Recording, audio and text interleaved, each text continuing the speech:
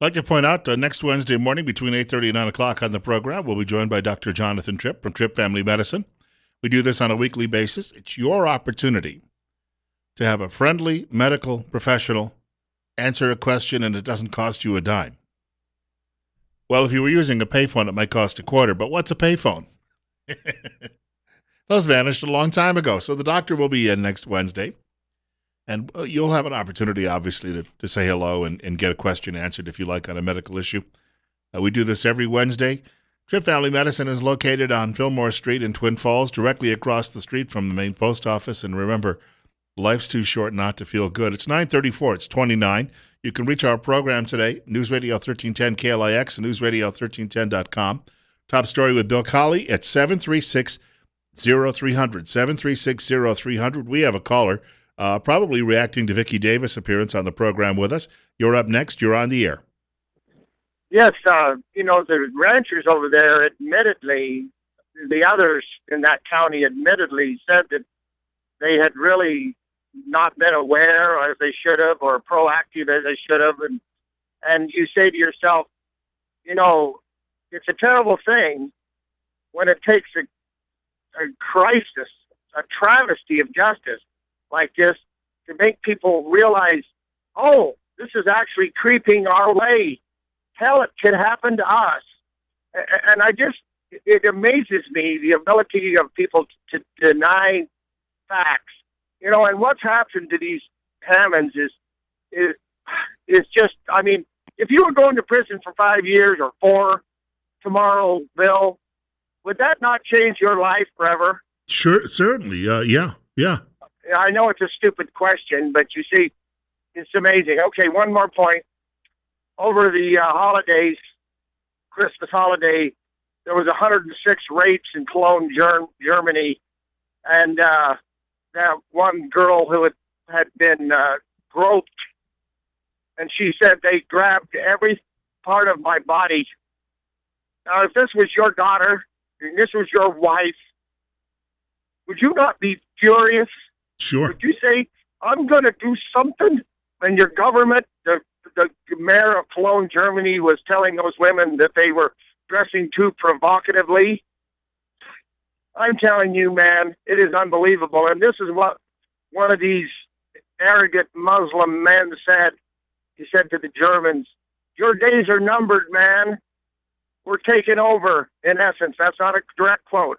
But this is the kind of thing that is coming our way if we don't wake up.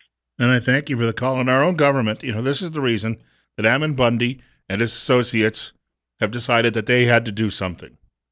And I read this morning where Louis Gohmert, the congressman from Texas, said to the effect, he said, people back east are going to start feeling this because the federal government is going to keep scooping up land. It's going to start moving east because they have more available land to scoop up. That's a serious problem. So we're dealing with government that is, while Mr. Obama was talking about guns last night, you had 2 vetted refugees who were arrested for planning a terrorist plot, one from San Francisco and the other was living in Texas. I have it as one being a Syrian, one being an Iraqi, but the borders are a little bit loose in those areas. So once again, Americans have to be vigilant on their own. If your government won't do the job, whether protecting you from government agencies or protecting you from bad guys, you've got to do it by yourself. We have another caller with us. It's 9:37. You're up next on KLIX. Almost. I guess they didn't get on the air like lickety split. So if you're calling a big radio station in Seattle or Denver, you'll be on hold for 40 minutes before you go on air. You're up next. You're on the air with Bill Colley on Top Story. Good morning, Bill. There's some things that should be considered with all this, with the Bundy still going to leave that place and everything, because the American people are so surveilled that you can hardly say or do anything without the federal government knowing it. And with this idea, you know they've been watching the Bundys ever since the deal down in southern Nevada. The Bundys have been saying for quite a while that they were planning something big. I guarantee you the government knew exactly what they were planning. They could have stopped them from moving into that building, but they didn't. They just let it happen. And they're planning to they'll come after them again for it after they leave there and try to bring them into court on some things. Yeah, and I thank you for the call. Sheriff Ward, in fact, said conversation with Bundy yesterday. They were talking, and they actually got on quite well. He said afterward, he said, "I'm not going to arrest them," but he said, "I don't know what's going to happen to them after that," which means the feds will be looking to swoop in and pick them up. Got about 30 seconds before the break. Make it quick. Good morning, Bill. Reference the rapes that occurred in Cologne, Germany. Norway has to now give lessons to Muslim men about how to treat women, because the majority of the rapists over in Norway are Muslim men. They have no respect for women, and that situation with the Syrians will probably come to this country at the same time. Thank you. Thank you much for the telephone call. Break coming up, but on the other side of this break, first of all, I call it a break, but there's some wonderful messages that actually that are shared with you during this period of the program, and that keeps the program on the air. Just good, solid, old-fashioned American capitalism. It's 9:40, 29. I got a couple of things I wanted to share with you. A friend of mine sent me a video this morning from a woman by the name of Chris Ann Hall. She's a lawyer, constitutional lawyer, and radio talk show host. And she says the BLM has no business trying to gobble up our land, and the federal government needs to butt out. Details coming up. Couple of quick notes. Despite the fact that there was supposedly a great jobs report last month, which we'll get a revision on in a few weeks and the media will ignore because it won't sell their narrative of what a great economic genius our president is. We are down. The Dow is down today, 51 points at the moment. So 2 days right now, we're approaching a drop of about, 500 total points.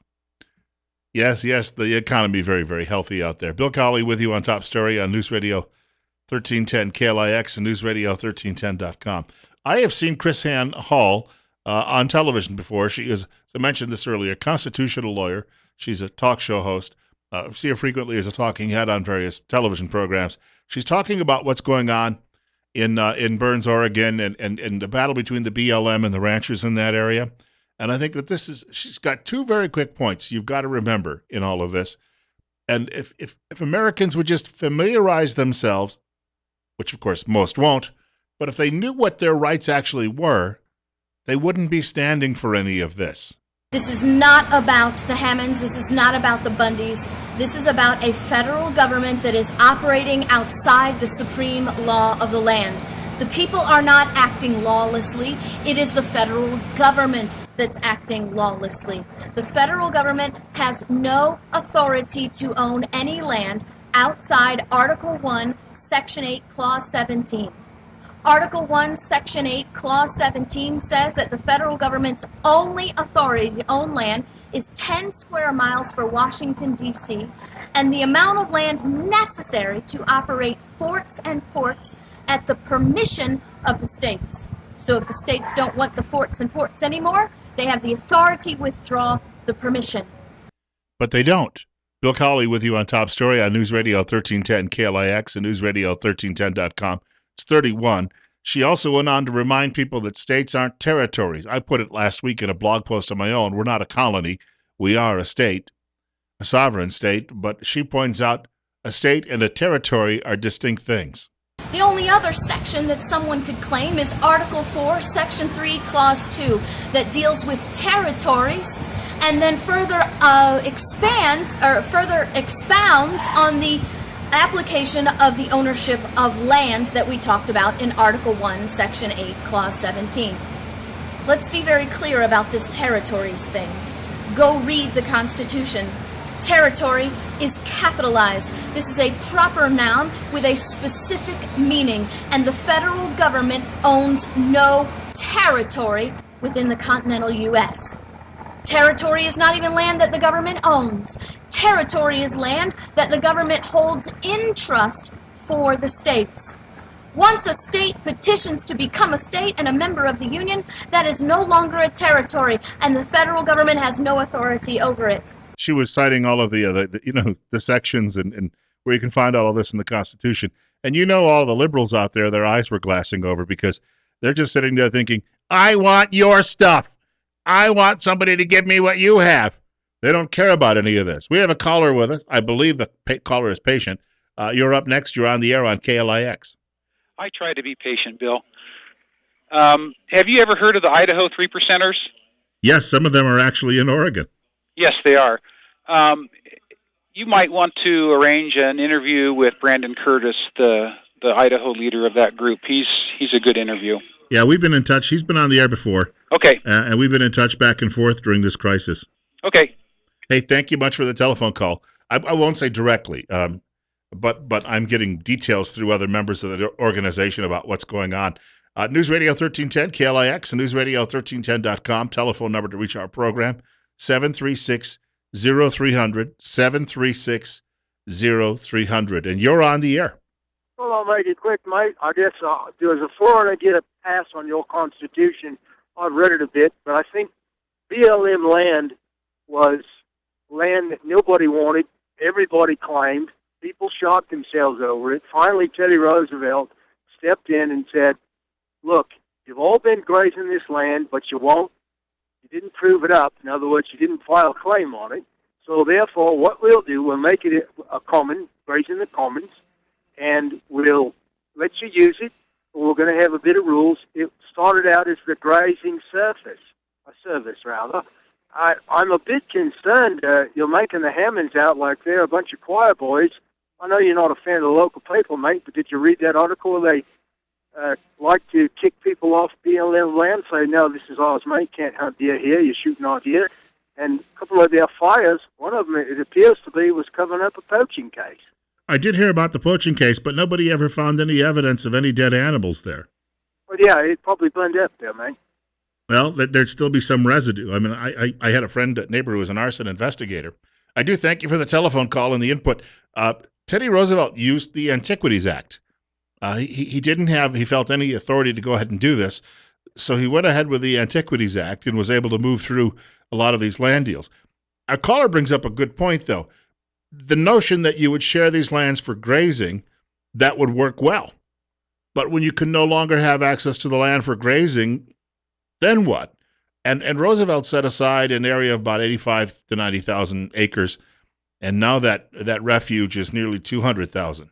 We have another caller with us. You're up next. You're on the air on News Radio 1310 KLIX. Yeah, good morning, Bill. Well, it all amounts to, like Vicki Davis said, this administrative law. It's become the fourth branch of government. Some people refer to it as the communist branch of government. But it'd all go away if Congress had any gumption to stop funding. The EPA, of course, is the head of all of this. Through all of the environmental impact statements and so forth. I personally have lost two good jobs to EPA's non-science. And, of course, they're pushing the global warming agenda, cutting down on our power, taking away our coal, fire plants, and so forth. But the Congress still has the power of the purse, but they just keep sending them more money. And they just keep eating out our substance until we get on Congress to stop the funding of the BLM and the EPA. Then it would go away. And EPA, by the way, folks, was never even passed by an act of Congress. It was enacted by an executive order of Richard Milhouse Nixon. And it never was an act of Congress. We've just been living under this administrative law that was just totally outside, like Vicki Davis said, of the congressional authority, and really we elect people, and what do? Just give them more money. Folks, it's time to get on to Simpson and these guys and stop the funding. Hey, thank you for the call. Richard Nixon, while a Republican and an internationalist, there was a PBS public television documentary many, many years ago. I remember watching it. It was about Lyndon Johnson and Richard Nixon, and the title was The Last Liberals. Now, for a Republican, Nixon was not of the Barry Goldwater, Ronald Reagan variety. He may have campaigned that way at times, but that just was not his outlook on the world. And speaking of Teddy Roosevelt, I read a great biography of him called Theodore Rex, written by an author by the name of Morris. My hometown's mentioned in it. My hometown, the first oil in North America was discovered in my hometown by Samuel Delaroche, a French explorer, in 1621. When they finally figured out what they could do with that oil, by the time the late 1800s came along, they fouled the lake in my hometown with barrels of oil. Now, Roosevelt had been governor. He was aware of this. As the train took him from Buffalo to Washington after he was sworn in following McKinley's assassination, they passed by Cuba Lake, and the barrels of oil were floating out there, rusting away, and oil leaking all over the place into the rivers and the tributary down into the Allegheny River. And Roosevelt decided he was not going to have any more of these things. And then when his cousin was president, he managed to stack the Supreme Court with enough people to basically back up all of these big government ideas, and we're still living with them 80 years later. You're up next. You're on the air with Bill Colley on Top Story. Hey, Bill, I don't know if this has been discussed. I'm kind of in and out on your conversation, but I think this overreach creep is going right on under our nose. I know an individual who spent all summer on a cat and a dozer in our mountains, permanently closing our mountain roads. And according to him, the 10-year plan will have all of the roads in South Hills, that just south of Twin Falls, will be closed in 10 years. And so explain to me what the heck's going on with that. Good question. That's my first time I've heard that. Good question. Thank you. Thank you much for the call. The Hammonds and the Bundys, none of these people are perfect human beings. Jesus Christ isn't ranching. Can we at least get that out of the way? I remember I was working for a candidate some years ago, running for political office, and I had to go to a meeting of the local 912 Patriots, and I had to put up with people telling me, well, the candidate did this and the candidate did that. And I said, well, candidate's still a darn sight better than any other choice we have. Yeah, but the candidate this, the candidate that. If you want the perfect candidate, then run yourself, right? Then you'll agree with that candidate 100%. But I remember telling these people at that meeting that night, I said, Jesus isn't running for U.S. Senate.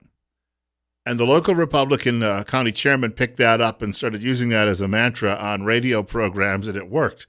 But sure, I mean, I get up in the morning, and by the end of the day, I probably have 100 reasons to go to confession. People, we are self-interested creatures, but unfortunately, I don't think what happened. Do you send people? Do you charge people under a terrorism statute, which also can carry the death penalty, if they did shoot a couple of deer out of season?